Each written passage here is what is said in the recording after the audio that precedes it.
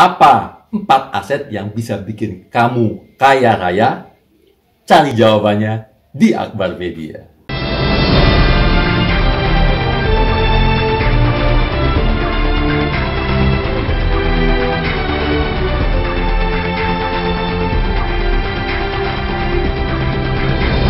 Setiap kali di acara, ya, off air, on air, live IG, social media, Instagram, Twitter, dan lain sebagainya, saya selalu mendapat pertanyaan itu, Mas, kalau mau invest supaya bisa kaya raya, invest mana sih? Ya, sebenarnya rumus sudah jelas, sudah banyak. Kalian lihat di internet, kalian lihat di social media, gitu ya. Udah banyak orang-orang yang share. Cuma kadang-kadang memang yang satu ngomong A, satu ngomong B, yang satu bilang ini, wajar gitu ya, karena banyak orang memang baru mengalami istilahnya jackpotnya atau keberuntungannya dia di salah satu jenis aset gitu ya. Ada yang, aduh, gue kayaknya cocok cuma di saham, ya udah digembolin aja main saham, jebret selesai, sehingga dia mengatakan bahwa saham adalah segala-galanya gitu ya. Padahal belum tentu juga, karena ingat ya, yang satu hal yang cocok dengan satu orang belum tentu cocok dengan yang lain gitu. Tapi sebenarnya kalau kita rangkum, banyak sekali aset-aset yang bisa kita pakai ya, yang bisa membuat kita kaya untuk masa depan. Nah, kita akan bahas sekarang. Nggak banyak kok ya, cuma ada sekitar 2, 3, 4 ya. Yang pertama, udah tahu pasti dong, saham. Ya, ini jelas ya. Saham, kepemilikan saham, baik kepemilikan saham perusahaan maupun kepemilikan melalui bursa, gitu ya. Nah, cuma permasalahannya saham ini kan kita balik lagi kalau kita bicara, contohnya ada video-video yang lain deh ya. Ada teori, kalian mesti belajar dulu lah tentang apa itu saham. Kalian mesti belajar dulu tentang apa itu mekanisme bursa. Kalian mesti belajar dulu cara melihat perusahaan, jenis-jenis perusahaan, mana saham yang kapitalisasi besar, yang menengah, yang kecil. Kalian belajar dulu yang namanya fundamental dari saham, habis itu belajar dulu teknikal, bahkan sekarang ada lagi yang namanya bandarmologi, segala macam teknik-teknik, segala macam cara-cara. Kuncinya adalah belajar. Karena masuk ke saham nggak bisa sembarangan, nggak bisa as simple as ya udah gue pilih cap-cip-cup bas-bisbus, yang ada nanti kayak teman-teman millennials ya, yang kena pom-pom ya, masuk grup, masuk forum, beli pada saat harganya mahal ya, kemudian harganya turun, kejebak, nyangkut saudara-saudara. Oke? So belajar. Nah, cuma permasalahannya adalah apa sih saham yang harus dipilih buat masa depan. Nah, ini kita lihat nih, buat masa depan apa aja sih? Karena perusahaan itu berevolusi. Ada perusahaan-perusahaan yang dulu ada, sekarang udah nggak ada. Banyak banget tuh. Jadi jangan pernah berpikir bahwa perusahaan yang kalian pilih sekarang akan masih ada dalam waktu misalnya 10 tahun, 20 tahun, 30 tahun ke depan gitu ya. Nah, karena kedepannya ini adalah eranya digital ekonomi dan lain sebagainya, maka seyogianya kita cari saham-saham juga, perusahaan-perusahaan yang mengarahnya ke sana, mengarahnya ke teknologi, mengarahnya ke seluler, mengarahnya ke hal-hal yang sifatnya internet basis, ya, high tech dan lain sebagainya, karena itu adalah the futures, gitu ya. Kalau luar negeri kayak misalnya mobil, gitu ya, mobil-mobil yang sekarang pakai bensin segala macam, mungkin kita nggak tahu ya, mungkin 15 tahun lagi udah nggak dipakai di Eropa. Ya, Eropa sekarang udah melarinya udah ke EV, electric vehicle, ya. Kemudian apa? Perusahaan-perusahaan yang ada hubungannya sama AI, artificial intelligence, gitu ya. Sekarang anak mudanya suka main game, perusahaan games, gitu ya, e-sport, gitu. Itu adalah the future company. Otomatis perlu backupnya apa? Backing up-nya berarti butuh seluler, teknologi, internet basis, gitu ya, telecommunication. Nah, itu juga bisa membackup bisnis-bisnis tadi, gitu.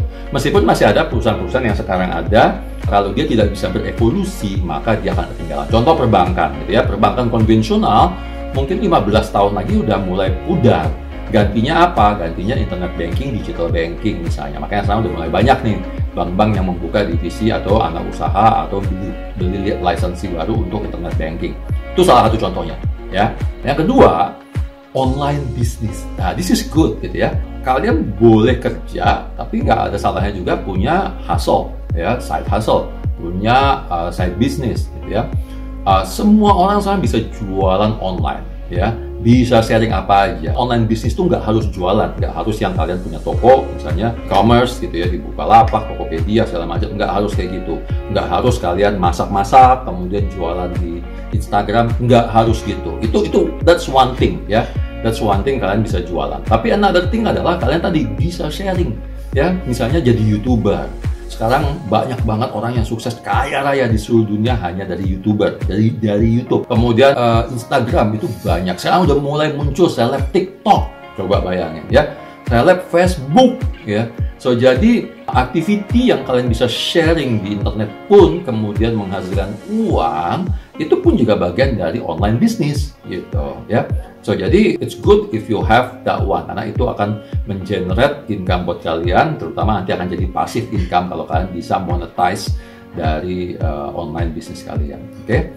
Yang ketiga, ini sering sekali saya katakan, banyak orang yang nggak suka, tapi ya oke lah gitu, karena itu balik lagi kita bicara masalah pengalaman ya. Ketiga, yang tidak pernah lekang oleh waktu dari zaman dahulu kalau di zaman orang tua saya adalah apa? Properti. Nah, properti ini kita invest langsung. Apa itu? Bisa rumah, bisa apartemen. Saat ini juga apartemen ya. Bisa apartemen ya. Dua itulah yang paling banyak ya. Rumah itu rumah tapak otomatis. Bisa rumah itu bisa rumah tapak, bisa townhouse, bisa cluster gitu ya. Bisa RS, rumah sederhana, dan seterusnya. Banyak banget ya.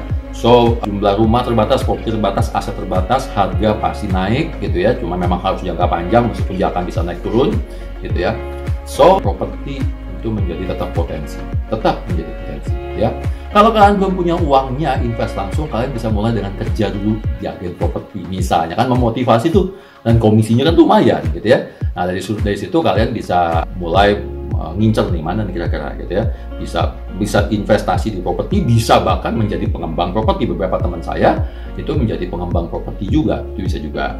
Atau juga kalian bisa invest rame-rame di properti ya, patungan properti. Saya udah mulai banyak nih, salah satunya saya lagi mau bikin dari kos-kosan saya mau pecah-pecah nanti ya, supaya orang bisa invest di unit-unitnya. Itu salah satu contoh, itu hampir sama kayak strata title lah ya. So jadi kalau misalnya hotel bisa timeshare, apartemen bisa strata title, gedung bisa strata title, kenapa kos-kosan nggak bisa? Harusnya bisa juga dong, ya kan? Nanti kita lihat ya, regulasinya kurang lebih bisa. Kalau misalnya berminat, nanti kontak saya ya.